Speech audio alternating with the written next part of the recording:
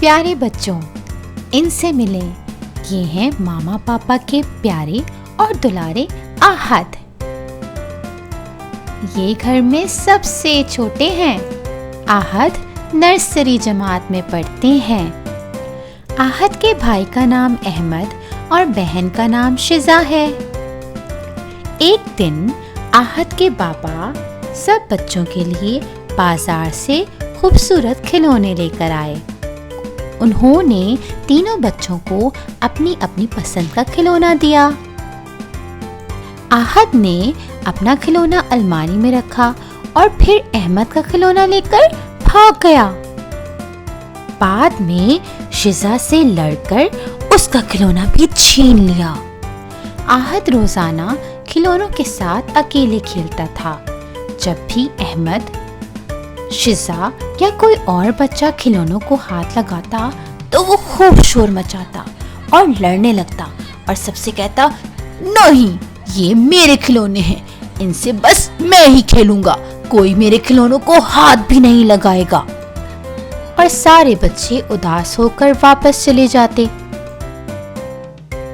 एक दिन बाबा आहद के पास आए और कहा, आहद बेटा, ये अच्छी बात नहीं, आप अपनी बहन और भाई के खिलौने वापस कर दें।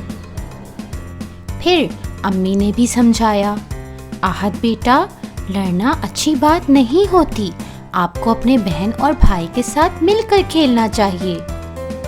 लेकिन आहद ने किसी की बात नहीं सुनी और वो रोकर बोला, नहीं अम्मी, नहीं पापा, मैं अकेले ही इन खिलौनों के साथ खेलूंगा, मुझे किसी को अपने साथ नहीं खिलाना।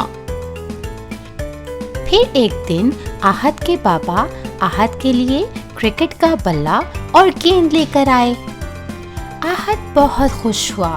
फिर उसने अपने बाबा से पूछा, लेकिन बाबा, मैं बल्ले और गेंद के साथ किस तरह खेलूंगा? बाबा ने बताया, बेटा, बल्ले और गेंद के खेल को क्रिकेट कहते हैं। क्रिकेट अकेले नहीं खेला जाता, इसके लिए चंद खिलाड़ियों की जरूरत होती है। क्यों ना आप अपनी बहन और भाई को भी इस खेल में शामिल करें।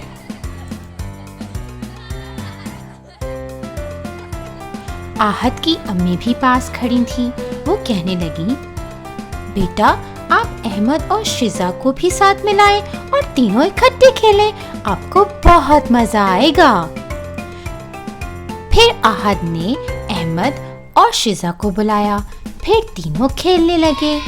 एक बच्चा बल्ला पकड़कर खड़ा हो गया, दूसरा गेंद फेंकता और तीसरा गेंद को पकड़ कर लाता। उस दिन वो तीनों बहन भाई बहुत खेले और खेलते खेलते थक गए।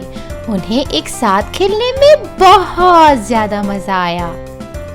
फिर वो तीनों दौड़ते हुए आए और अपने बाबा और अम्मी के साथ लिपट गए। तीनों बच्चे आज बहुत ज्यादा खुश थे। आहद बोला, पापा, मिलकर खेलने में तो बहुत मजा आता है, अब हम मिलकर खेला करेंगे। फिर बाबा ने आहद से कहा, बेटा, ये तो बहुत अच्छी बात है। सिर्फ खेल ही में नहीं, बल्कि मिलकर काम करने से मुश्किल काम भी आसान हो जाते हैं। इसलिए हमें मिलकर रहना चाहिए, एक दूसरे की मदद करनी चाहिए, एक दूसरे का साथ देना चाहिए, क्योंकि इत्तेहाद में ही बरकत होती है।